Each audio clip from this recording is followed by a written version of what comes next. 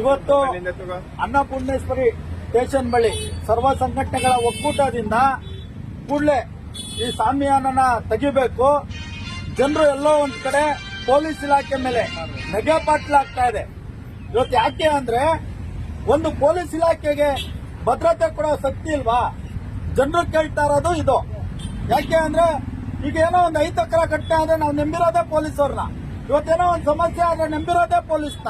ಇವತ್ತು ಪೊಲೀಸರೇ ಎಲ್ಲೋ ಒಂದ್ ಕಡೆ ಸಾಮಿಯಾನ ಹಾಕೊಂಡು ಎಲ್ಲೋ ಅವ್ರಿಗೆ ಅವ್ರ ರಕ್ಷಣೆ ತಗೊಂತಾ ಇದಾರೆ ಅಂದ್ರೆ ಪೊಲೀಸು ಪವರ್ ಇಷ್ಟೇನಾ ಅಂತ ಹೇಳಿ ಎಲ್ಲ ಪ್ರಶ್ನೆ ಮಾಡ್ತಾವ್ರೆ.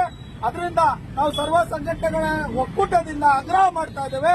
ಕೂಡಲೇ ಸಾಮಿಯಾನ ತೆಗಿರಿ, ನಿಮ್ಮ ಪವರ್ನ ತೋರಿಸಿ, ನೀವು ನಗೆ ಪಟ್ಲಿಗೆ ಹಾಕ್ಬೇಡಿ. ಯಾಕೆ ಅಂದ್ರೆ ನಿಮ್ಮನ್ನ ನಿಭಾಯಿಸುವ ಶಕ್ತಿ ಇದೆ.